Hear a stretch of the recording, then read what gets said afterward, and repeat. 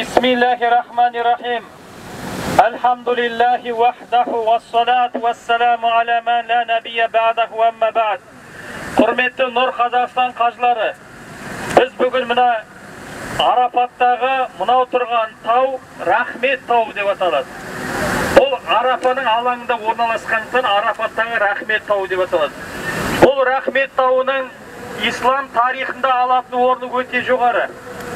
Өздеріңіз білесіздер, пайғамбарымыз Мұхаммед алейхиссалам өмірінде бір рет қажылық өтеді. Сол қажылар Арапаға тұрған күн, сол Арапа күні жұма күніне тура келді. Сонда пайғамбарымыз Арапада көріп тұрса жазық жер, осы бір ғана төбе, осы төбенің үстіне шығып пайғамбарымыз сол кезде хутба оқыды. Ол хутбаны ислам тарихында хутбатул вида дейді, қоштасу хутбасы деп аталады. Сонда пайғамбарымыз Аллаға мадақ айтқаннан кейін ең бірінші сөзін былай деп бастады: мен сендермен бұл орында енді қайтып кездеспейтін шығармын деп бастады. Сөйтті де өсиет айта бастады. Бір Алланың өзіне ғана құлшылық етуге шақырды.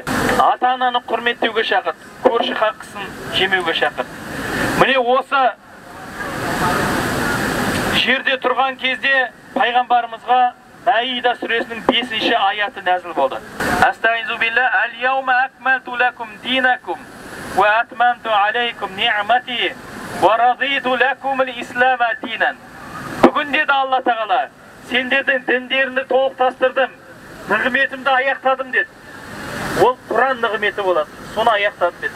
Сендердің бір ғана дінде, ислам дінінде болуларыңа ризашылығымды білдірдім деді. Міне осы аятты пайғамбарымызға нәзіл болды. Пайғамбарымыз осы аятты Алла Тағала былай деп айтып жатыр оқыған кезде, бір риуаятта Абу Бәкір Сиддиқ дейді, бір риуаятта Хазіреті Омар дейді, екеуінің біреуі жылап жіберді. Жұрт түсінбеді. Мәза юбкике, Омар деп сұрады. Омар не болды? Пайғамбарымыз жылайтындай сөз айтқан жоқ. Неге жылап жатырсыз деді. Хазіреті Омар жылағанын тоқтатпады. Сөйтіп пайғамбарымыз Мұхаммед алейхиссалам қажылық өтегеннен кейін Мәдинаға қайтты. Содан кейін 80 күннен кейін барып пайғамбарымыз дүние салды.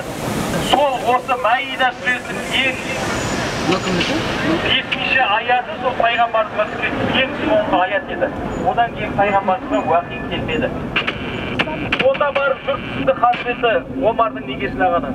Сонда Хазіреті Омар айтты: Алла Тағала бүгін діндерімді толықтастырдым, Құран нығметімді аяқтадым десе, бұл көп ұзамай араларынан пайғамбарымыз кетеді деген сөз емес пе деді.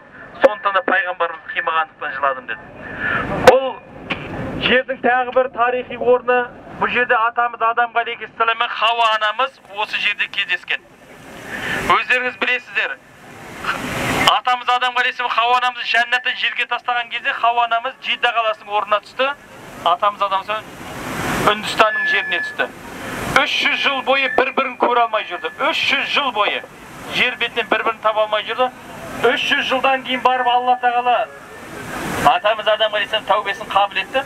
Осы Рахмет тауының үстінде сөйтіп кездесті. Мұздалифаға барып түнеді. Сондықтан да мынау Құранда Әл-Қамар деп аталатын сүре бар. Астағизу билла, иқтарабату сағату уаншаққал қамар деп басталады. Қиямет жақындады. Қияметтің жақындау белгісі аспандағы ай екіге жарылып бөлінді дейді. Аспандағы айдың да екіге жарылып бөлінген оқиғасы осы жерде болған. Пайғамбарымыз осы таудың үстіне шығып айға бүйтіп бөлін деп ишара жасаған кезде ай екіге бөлінген. Сондықтан да құрметті қажылар, Алла Тағала зияраттарымызды қабыл етсін. Ертең Арафа күні де осы Арафаға келіп тұрамыз, Құдай қаласа. Алла зияраттарымызды қабыл етсін. Амин. Аллаху акбар.